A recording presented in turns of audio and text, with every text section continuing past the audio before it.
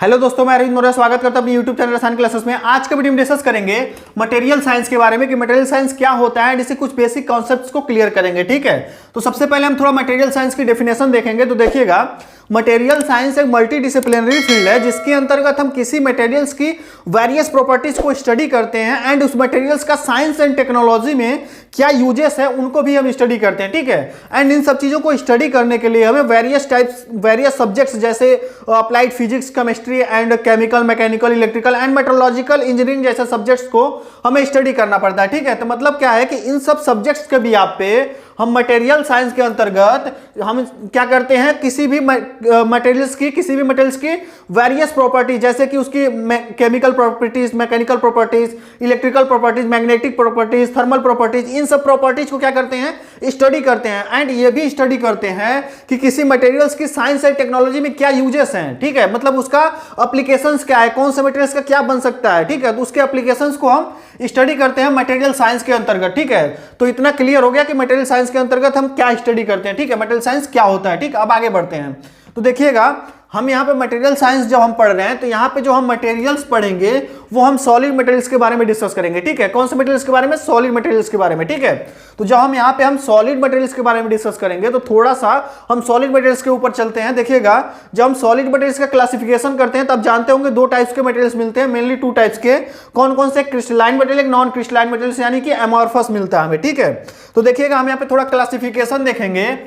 Classification of solid material. ठीक है, इसको हम ऐसे शॉर्ट फॉर्म में लिख दे रहे हैं। ठीक है, आप समझ जाइएगा। ठीक है, जब हम क्लासिफिकेशन देखेंगे सॉलिड मटेरियल्स का तो हमें एक मिलता है क्रिस्टलाइन मटेरियल, एक हमको मिलता है क्रिस्टलाइन मटेरियल एंड सेकेंड जो मिलता है वो हमें मिलता है नॉन क्रिस्टलाइन मटेरियल को केवल हम एम से लिख दे रहे हैं, आप समझ जाइएगा। ठीक है, नॉन क्रिस्टलाइन मटेरियल। ठीक है, या इसको हम एमॉर्फस भी बोलते हैं, या इसको हम एमॉर्फस मटेरियल भी बोलते हैं। इसको हम क्या बोलते हैं, एमॉर्फस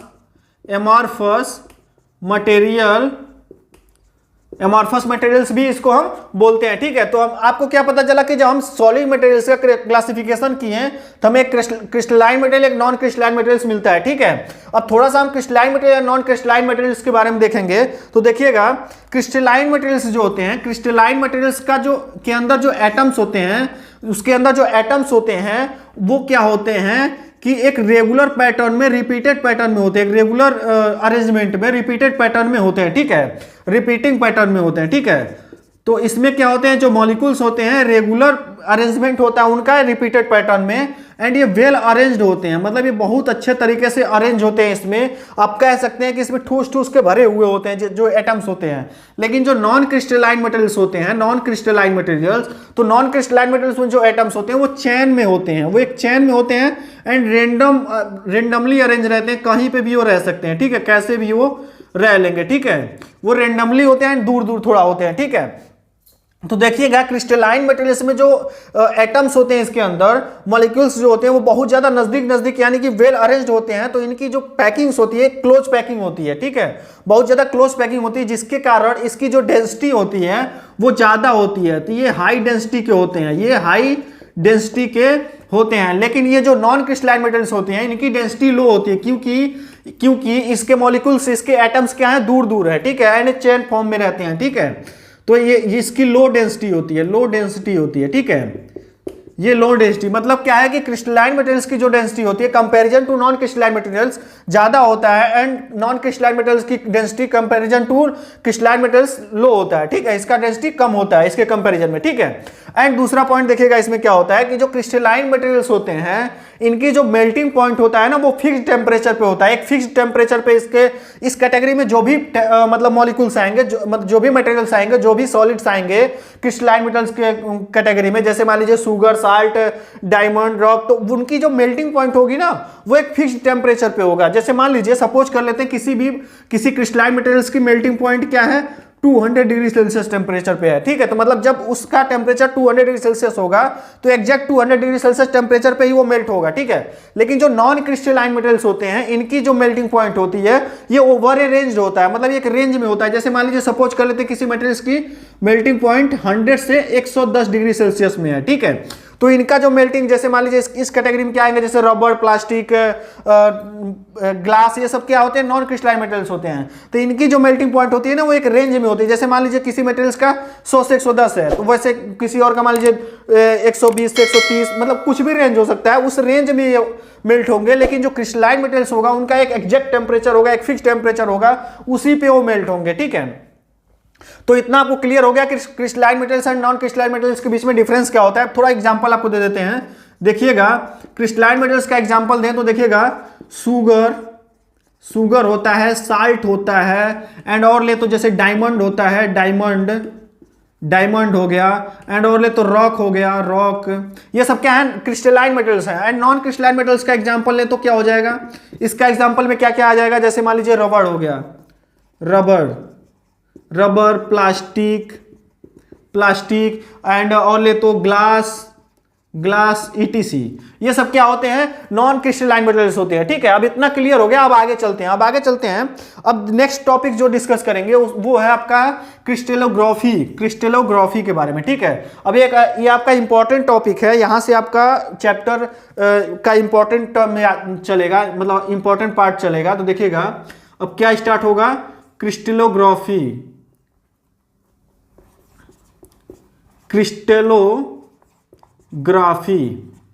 ठीक है।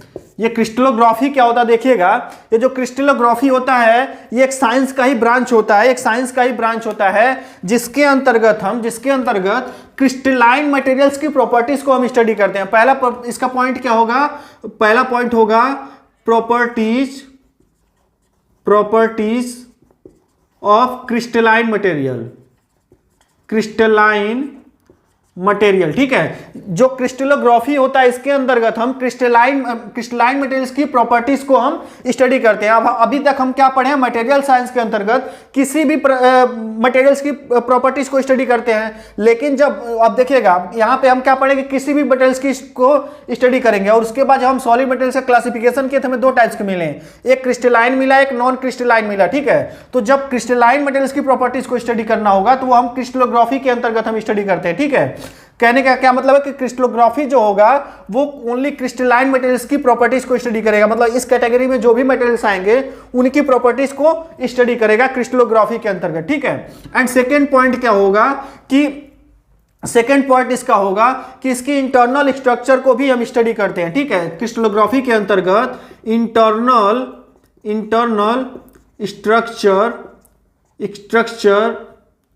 स्ट्रक्चर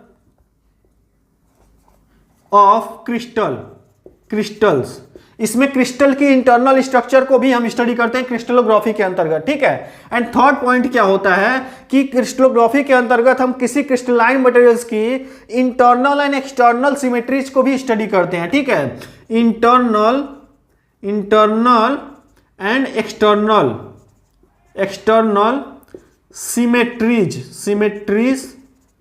सिमेट्रीज को भी हम स्टडी करते हैं इसमें, ठीक है। हम शॉर्ट में लिख रहे हैं, आप पूरा लिखिएगा कि कौन कौन से इसमें पॉइंट्स को स्टडी करते हैं। क्रिस्टलोग्राफी के अंतर्गत हम किसी क्रिस्टलाइन मटेरियल्स की प्रॉपर्टीज को, ओवरऑल प्रॉपर्टीज को स्टडी करेंगे, एंड उसकी इंटरनल स्ट्रक्चर को भी हम स्टडी करते हैं। एंड थर्ड पॉइंट क्या है कि किसी क्रिस्टलाइन मटेरियल्स की इंटरनल एंड एक्सटर्नल सिमेट्रीज को भी हम स्टडी करते हैं क्रिस्टलोग्राफी के अंतर्गत, ठीक है। अब देखिएगा क्रिस्टलोग्राफी के कुछ इंपॉर्टेंट टर्म्स हैं, इसके कुछ इंपॉर्टेंट टर्म हैं, उन टर्म के बारे में हम जान लेते हैं, ये टर्म्स कौन कौन से होते हैं, ठीक है। तो आपका जो सिलेबस में हम उसी के बारे में डिस्कस करेंगे। तो देखिएगा फर्स्ट नंबर पे आता है आपका space lattice, and second number पे बात करें तो लैटिस पॉइंट हो जाएगा, lattice point. And third number पे बात करें तो यूनिट सेल, ये सबसे इंपॉर्टेंट है, ठीक है। यूनिट सेल, ठीक है, ये सबसे इंपॉर्टेंट है यूनिट सेल, ठीक है। इंपॉर्टेंट तो तीनों ही हैं, तो अब इन सब के बारे में डिस्कस करते हैं आगे चल के, ठीक है। इसका आप स्क्रीनशॉट लेना चाहे तो ले लीजिए, हम आगे बढ़ते हैं, ठीक है। इसको मिटा देते हैं। तो देखिएगा हम फर्स्ट नंबर पे बात करेंगे स्पेस लैटिस के बारे में, ठीक है। किसके बारे में, स्पेस लैटिस के बारे में। तो सबसे पहले इसका हम डेफिनेशन देखेंगे, आप लिखना चाहे तो लिख लीजिएगा। लिखिएगा a regular 3D arrangement of constituent particles present in crystalline materials is called space lattice. ठीक है, मतलब क्या है कि किसी भी क्रिस्टलाइन मटेरियल्स में प्रेजेंट जो पार्टिकल्स हैं, पार्टिकल्स यानी कि उसके जो मॉलिक्यूल्स हैं, एटम्स हैं या आयंस हैं, उनका जो 3D अरेंजमेंट है, उनका जो रेगुलर 3D अरेंजमेंट है, उसको हम क्या कहते हैं, स्पेस लैटिस कहते हैं। ठीक है, तो देख लेते हैं एक मॉलिक्यूल्स का 3D अरेंजमेंट देख लेते हैं। देखिएगा 3D अरेंजमेंट कैसे बनाएंगे, यहाँ पे देखिएगा एक 3D अरेंजमेंट यहाँ पे देख लेते हैं हम। यहाँ पे देखिएगा, ध्यान दीजिएगा 3D अरेंजमेंट कैसे बनेगा। यहाँ पे हम एक 3D अरेंजमेंट देख लेते हैं।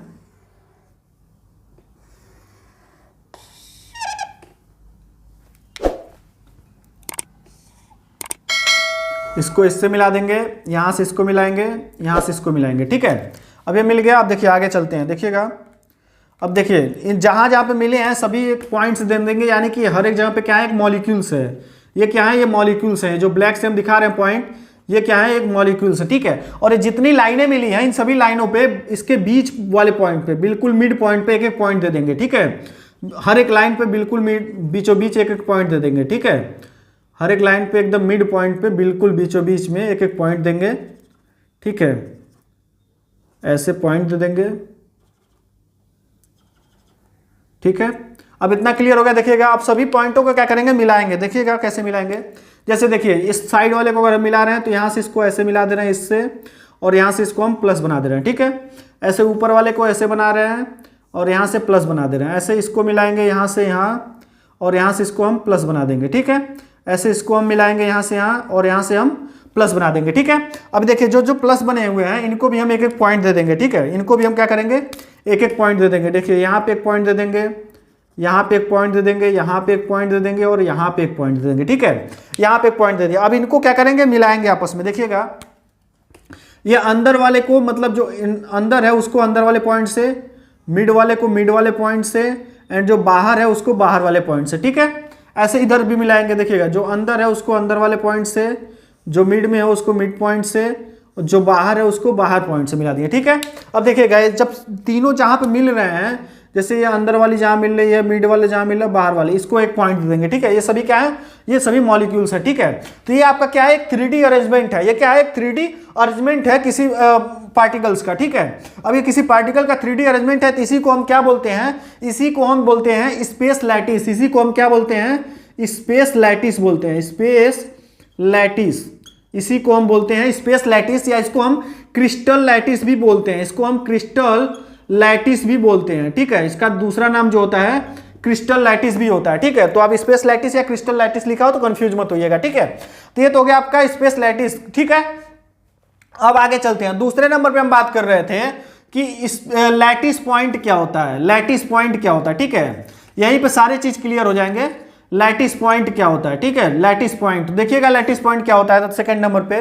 तो देखिए जितने भी मॉलिक्यूल्स हैं ना, जितने भी मॉलिक्यूल्स हैं जहां जहां हम ब्लैक दिखाए हैं, ये सभी पॉइंट्स क्या हैं, ये सभी लैटिस पॉइंट्स हैं। ये सभी क्या हैं, लैटिस पॉइंट है, लैटिस पॉइंट है। ये सभी क्या है, लैटिस पॉइंट है। ठीक है, ये सभी क्या कहलाएंगे, एक लैटिस पॉइंट कहलाएंगे। ठीक है, इतना क्लियर है। एंड थर्ड नंबर पे जो हम बात कर रहे थे, जो सबसे इंपॉर्टेंट है, वो क्या है, यूनिट सेल है। वो क्या है, यूनिट सेल। यूनिट सेल क्या होता है ये ध्यान दीजिएगा। ठीक है, यूनिट सेल। तो सबसे पहले थोड़ा यूनिट सेल का डेफिनेशन हम देखते हैं। तो देखिएगा यूनिट सेल का डेफिनेशन, यूनिट सेल जो है एक स्मॉलेस्ट पार्ट होता है या स्मॉलेस्ट यूनिट होता है जिसके कई बार रिपीटेशन से एक स्पेस लैटिस का फॉर्मेशन होता है या एक स्पेस लैटिस बनता है। ठीक है, या आप कह सकते हैं कि ये यूनिट सेल जो होता है स्पेस लैटिस का ये छोटा पार्ट होता है, जो कि बहुत सारे यूनिट सेल जब मिलते हैं तो एक स्पेस लैटिस बनता है। ठीक है, तो देखिएगा अब यहां पे इसको हम मान के चलते हैं कि ये स्पेस लैटिस है। ठीक है, अब इस स्पेस लैटिस में एक पार्ट हम ले लें, एक पार्ट, जैसे मान लीजिए यहां से हम ऊपर वाला पार्ट ले लेते हैं। ठीक है, ऊपर वाला पार्ट हम यहां से ले लेते हैं। ठीक है, तो ये जो पार्ट्स है, ये जो पार्ट आपको मिला है, ये क्या है, एक पार्ट या एक यूनिट जो आपको मिला है, यही आपका क्या है, यूनिट सेल है। यही क्या आपका यूनिट सेल है, यही क्या आपका यूनिट सेल है। ठीक है, ऐसे बहुत सारे यूनिट सेल मिलकर इस स्पेस लैटिस का निर्माण कर रहे हैं। ठीक है, तो ऐसे बहुत सारे यूनिट सेल हैं तब एक स्पेस लैटिस बन रहा है। तो यूनिट सेल क्या है कि स्पेस लैटिस का एक छोटा पार्ट या छोटा पोर्शन बोल सकते हैं, ठीक है जिसके निर्माण, जिसके बहुत सारे रिपीटेशन से एक स्पेस लैटिस का निर्माण होता है, ठीक है। ये इतना क्लियर है। इसको समझने के लिए आप ऐसे समझ सकते हैं, जैसे मान लीजिए ये क्यूब है, ठीक है, ये क्यूब है, ठीक है। अब ये क्यूब को क्या हम समझ सकते हैं कि स्पेस लैटिस है, ठीक है। ये क्या है, एक स्पेस लैटिस है। अब इसमें देखिए बहुत सारे गोटियां हैं, इनसे मिलकर ही स्पेस लैटिस मिल रहा है। तो जैसे मान लीजिए इसमें से एक गोटी हम निकाल दे रहे हैं, ठीक है, इसमें से एक पार्ट हम निकाल दे रहे हैं। जैसे हम ये जो निकाले हैं, अब ये क्या था, स्पेस लैटिस था। अब इसमें से एक पार्ट जो हम निकाल दिए ये यूनिट सेल हो गया, क्योंकि ऐसे बहुत सारे पार्ट मिलके एक स्पेस लैटिस का निर्माण कर रहे हैं। ऐसे बहुत सारे पार्ट्स मिलके, जैसे बहुत सारे पार्ट इसमें रिपीटेशन हो रहा है, तब एक स्पेस लैटिस का निर्माण हो रहा है। तो इसमें से ये जो एक पार्ट है ये क्या है, यही एक यूनिट सेल कहलाएगा, ठीक है। अब इसको समझने के लिए एक और एग्जाम्पल लेना चाहते लीजिए। जैसे मान लीजिए गांव में क्या होता है, देखिएगा जैसे ईंट जब आता है, ईंट रखा जाता है तो उसका एक चट्टा लगता है, ठीक है, उसका एक चट्टा लगता है, ठीक है। गांव में ईंट का एक चट्टा लगाया जाता है, ठीक है। अब ये चट्टा कैसा होता है, कुछ इस तरह से लगाया जाता है। इसका अगर हम 3D डायमेंशन बनाएं तो कुछ इस तरह बनेगा, ठीक है, कुछ इस तरह बनेगा, ठीक है। इसको ध्यान से देखिएगा, ठीक है, इसको ध्यान से देखिएगा। अब यहाँ पे देखिएगा, अब यहाँ पे, अब इसको देखिए, इसको हम कई पार्ट में थोड़ा डिवाइड कर देते हैं, 2 पार्ट में इधर डिवाइड कर दे रहे हैं, 2 पार्ट में इधर डिवाइड कर दे रहे हैं, ऐसे इधर भी डिवाइड कर दे रहे हैं 2-3 पार्ट में, ठीक है। ये पार्ट डिवाइड हो गया, ठीक है। अब इसको भी हम डिवाइड कर देते हैं। अब देखिएगा ये जो छोटा छोटा आपको ब्लॉक दिख रहा है, ये क्या है, एक एक ब्रिक्स है, यानी कि आप इसको ईंट बोल सकते हो, ठीक है। तो ऐसे बहुत सारे ईंट मिलके ये ब्लॉक पूरा बना रहे हैं। तो इसमें से जो एक पार्ट आपका है, जो एक हिस्सा या एक पार्ट या एक यूनिट जो है, वही क्या कहलाएगा, वही आपका यूनिट सेल कहलाएगा, वही आपका यूनिट सेल कहलाएगा, वही आपका यूनिट सेल। जैसे इसमें से एक पार्ट हम ले रहे थे, छोटा सा पार्ट, वो क्या था, यूनिट सेल था, यूनिट सेल। तो इसमें से भी एक छोटा पार्ट जो होगा वो यूनिट सेल होगा। जैसे मान लीजिए जो एक घर होता है, जैसे मान लीजिए कोई घर है, ठीक है, और उस घर में बहुत सारे कमरे होते हैं। जैसे मान लीजिए एक घर है, ठीक है, इस घर में बहुत सारे कमरे होते हैं, बहुत सारे कमरे। तो ये बहुत सारे कमरे मिलके ना एक घर का निर्माण करते हैं। तो इसमें से जो एक कमरा है वो क्या है, एक यूनिट सेल है। जैसे एक कमरा मान लीजिए, इसमें से कोई एक कमरा, वो क्या है, यूनिट सेल। एक रूम जो है वो क्या है, एक यूनिट सेल है। जैसे एक रूम जो है वो एक यूनिट सेल है। जैसे बहुत सारे रूम मिलके क्या कर रहे हैं, एक हाउस का निर्माण कर रहे हैं, एक घर बना रहे हैं, ठीक है। तो इसमें से जो एक छोटा सा पार्ट, यानी कि जो एक रूम है, वो क्या है, वो एक यूनिट सेल है, ठीक है। तो आई होप आप समझ गए होंगे कि यूनिट सेल क्या होता है, ठीक है। अब आगे चलते हैं, अब आगे देखेंगे कि यूनिट सेल कितने टाइप्स के होते हैं, ठीक है, यूनिट सेल कितने टाइप्स के होते हैं, ठीक है। तो इसको हम स्क्रीनशॉट आप लेना चाहें तो ले लीजिए, हम आगे चलते हैं, इसको मिटा देंगे, ठीक। तो देखिएगा हम बात करेंगे यूनिट सेल के टाइप्स के बारे में कि यूनिट सेल कितने टाइप्स के होते हैं, ठीक है। तो देखिएगा जो यूनिट सेल होते हैं ये मेनली 2 टाइप्स के होते हैं, मेनली 2 टाइप्स के यूनिट सेल होते हैं, ठीक है। कौन कौन से टाइप, एक होता है आपका प्रिमिटिव यूनिट सेल, या उसको हम बोल सकते हैं सिंपल यूनिट सेल, ठीक है। तो पहला क्या होता है, प्रिमिटिव यूनिट सेल। पहला जो होता है आपका प्रिमिटिव यूनिट सेल होता है। दूसरा जो होता है वो होता है non primitive unit cell, non primitive unit cell, ठीक है। पहला प्रिमिटिव यूनिट सेल, दूसरा नॉन प्रिमिटिव यूनिट सेल, ठीक है। अब ये प्रिमिटिव यूनिट सेल क्या होता है और नॉन प्रिमिटिव यूनिट सेल क्या होता है, ये समझिएगा। तो देखिएगा ये जो प्रिमिटिव यूनिट सेल होते हैं, इनमें जो यूनिट सेल जो होता है उसमें जो उसके पार्टिकल्स होते हैं वो उसके कॉर्नर्स पे होते हैं। उस किस पे होते हैं, कॉर्नर्स पे। तो देखिएगा पहले हम एक यूनिट सेल बनाते हैं। जैसे देखिए यहाँ पे हम एक यूनिट सेल बना रहे हैं, ठीक है, यहाँ पे हम एक यूनिट सेल बना रहे हैं।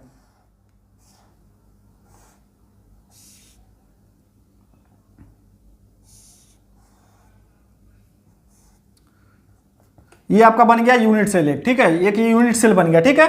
तो इसमें जो इसके पार्टिकल्स होंगे, इसमें जो पार्टिकल्स होंगे वो किस पे होंगे, ओनली कॉर्नर्स पे होंगे, ओनली किस पे होंगे, कॉर्नर्स पे होंगे।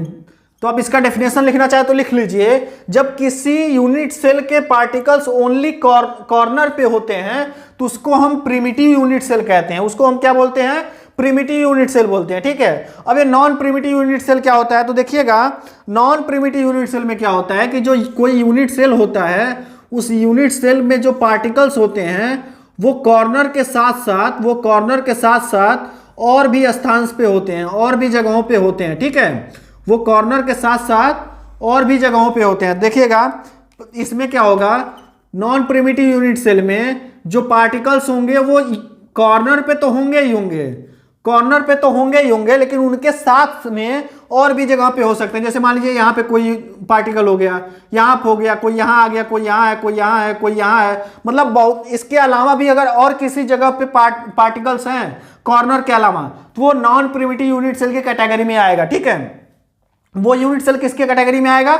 नॉन प्रिमिटिव यूनिट सेल की कैटेगरी में आएगा। और अगर किसी यूनिट सेल के पार्टिकल्स ओनली कॉर्नर पे हैं तो उसको वो किस कैटेगरी में आएगा? प्रिमिटिव यूनिट सेल की कैटेगरी में आएगा। ठीक है, इतना क्लियर है। अब देखिएगा, ये जो प्रिमिटिव यूनिट सेल होता है ये केवल एक ही टाइप्स का होता है। कौन सा टाइप होता है? ये होता है cubic unit cell. Cubic unit cell, तो ये जो आप फिगर देख रहे हैं ये क्यूबिक यूनिट सेल का ही है। ये एक ही टाइप्स का होता है, ओनली क्यूबिक यूनिट सेल। ठीक है, लेकिन जो नॉन प्रिमिटिव यूनिट सेल होते हैं ये 3 टाइप्स के होते हैं। ये कितने टाइप्स के होते हैं? 3 टाइप्स के होते हैं। कौन कौन से? देखिएगा, ये 3 टाइप्स के होते हैं। इसमें देखिएगा, इसको हम इसका तीनों टाइप्स बताएं तो इसको हम यहाँ से डिवाइड कर दे रहे हैं, यहाँ इतने में आ जाएगा पूरा। ठीक है, तो इसमें पहला जो टाइप्स होता है, पहला जो होता है वो फेस सेंटर्ड यूनिट सेल होता है। पहला क्या होता है इसमें? Face centred unit cell. तो इसको हम इसका शॉर्ट फॉर्म लिखें तो ये एफसीसी का फुल फॉर्म नहीं लिख रहे हैं, आप लिख लीजिएगा। इसका फुल फॉर्म होता है face centred cubic unit cell. ठीक है, क्या होता है? Face centred cubic unit cell. तो पहला टाइप जो इसका होता है नॉन प्रिमिटिव यूनिट सेल का, face centred cubic unit cell. अब इसमें क्या होता है देखिएगा, अब इसमें एक यूनिट सेल हम बनाते हैं। जैसे मान लीजिए एक यूनिट सेल है। ठीक है, ये एक यूनिट सेल हम बना दिए।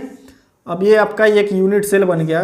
तो इसमें देखिएगा क्या होता है, इसमें जो पार्टिकल्स होते हैं, इसमें जो पार्टिकल्स होते हैं वो कॉर्नर के साथ साथ हर एक फेस पे होंगे, हर एक फेस पे होते हैं। ठीक है, कॉर्नर पे तो पार्टिकल्स रहेंगे। जैसे मान लीजिए ये हम इसको मान लेते हैं, इसको हम एक यूनिट सेल मानते हैं। ठीक है, इसको हम एक बड़ा करके मान लेते हैं। जैसे मान लीजिए अभी हम इसको एक स्पेस लैटिस मान रहे थे, लेकिन अगर इसको हम एक यूनिट सेल माने आपको समझाने के लिए, तो अगर इसको हम एक यूनिट सेल माने तो इसके देखिए बहुत सारे फेस हैं। जैसे ये ऊपर का फेस, ये फेस इधर का, बैक का, बॉटम का। ठीक है, तो हर एक फेस पे एक एक पार्टिकल्स अगर हैं तो उनको हम क्या बोलेंगे? फेस सेंटर्ड यूनिट सेल बोलेंगे। ठीक है, तो इसमें क्या होता है, जैसे देखिए टॉप पे एक पार्टिकल्स हो गया, बॉटम में पार्टिकल हो गया, right side particle, left side, back side और एक फ्रंट साइड। ठीक है, तो ये क्या होंगे? हर एक फेस पे एक एक पार्टिकल्स होंगे। तो वो कौन से होंगे?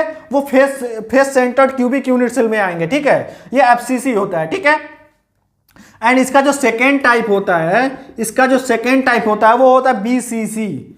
वो होता है बीसीसी। अब बीसीसी का फुल फॉर्म क्या होता है वो लिख लीजिएगा, body centred cubic unit cell. इसका जो फुल फॉर्म होता है वो होता है body centred cubic unit cell. अब body centred cubic unit cell क्या होता है? तो देखिएगा, इसमें जो यूनिट सेल होता है, उसमें जो पार्टिकल्स होंगे वो कॉर्नर पे तो होंगे ही। आप एक चीज ध्यान रखिएगा, ये सभी नॉन प्रिमिटिव यूनिट सेल के अंदर आ रहे हैं, तो कॉर्नर पे तो इनके पार्टिकल्स होंगे ही, लेकिन कॉर्नर के अलावा भी इनके और भी जगह पे पार्टिकल्स होंगे। जैसे इधर देखिए हर एक फेस पे था। अब यहाँ पे देखिएगा बीसीसी में क्या होता है, बीसीसी में क्या होता है कि हर एक कॉर्नर पे तो पार्टिकल्स होते हैं, हर एक कॉर्नर पे। कॉर्नर के साथ साथ इसके बिल्कुल मिड में, इसके बिल्कुल बीचों बीच में एक पार्टिकल होता है, बिल्कुल बीचों बीच में। जैसे मान लीजिए इसको हम सपोज करें कि एक खाली कोई डब्बा, उसके बीचों बीच में एक पार्टिकल हम डाल दिए, तो ऐसे ही होता है, एकदम बिल्कुल बीचों बीच में एक पार्टिकल्स होता है। उसको हम बोलते हैं body centred cubic unit cell. मतलब बॉडी के बिल्कुल सेंटर में इसमें एक पार्टिकल होगा। ठीक है, तो ये हो गया आपका बीसीसी। एंड थर्ड नंबर पे जो आपका आता है, थर्ड नंबर पे उसको हम डिस्कस करेंगे। देखिएगा, थर्ड नंबर पे जो आता है वो होता है आपका end centred cubic unit cell. वो क्या होता है? End centred unit cell. ठीक है, इंड सेंटर्ड यूनिट सेल में क्या होता है? तो देखिएगा, इसमें क्या होता है, एक यूनिट सेल बना दे रहे हैं। जैसे एक यूनिट सेल है, तो इसमें कॉर्नर के साथ साथ किसी दो अपोजिट फेस पे भी इसमें पार्टिकल्स होते हैं। ठीक है, किसी दो अपोजिट फेस पे। तो देखिएगा कैसे होंगे। देखिए, जैसे मान लीजिए आपका एक यूनिट सेल हो गया। अब इसके हर एक कॉर्नर पे तो यूनिट से एक एक पार्टिकल रहेंगे ही, हर एक कॉर्नर पे एक एक पार्टिकल है ही, लेकिन कॉर्नर के साथ साथ किसी दो फेस पे, अपोजिट फेस, जैसे मान लीजिए ऊपर नीचे हो सकते हैं, राइट लेफ्ट हो सकते हैं। तो जैसे हम यहाँ दर्शा दे रहे हैं ऊपर और नीचे। ठीक है, कि दो अपोजिट फेस पे क्या होंगे कि एक एक पार्टिकल्स होंगे, तो उनको हम इंड सेंटर्ड यूनिट सेल कहेंगे। इन देखिएगा, FCC and end centred unit cell में थोड़ा डिफरेंस यही होता है कि इसमें हर एक फेस पे एक एक पार्टिकल्स होंगे, लेकिन इसमें हर एक फेस पे नहीं होगा, केवल दो अपोजिट फेस पे इसमें पार्टिकल्स होते हैं, ठीक है। तो ये होता है आपका इंड सेंटर्ड यूनिट सेल, ठीक है। तो आई होप आप समझ गए होंगे कि यूनिट सेल क्या होता है, कितने टाइप्स के होते हैं, बाकी और भी चीजें समझ गए। अब मिलते हैं नेक्स्ट वीडियो में जिसमें हम मटेरियल की प्रॉपर्टीज को डिस्कस करेंगे, ठीक है।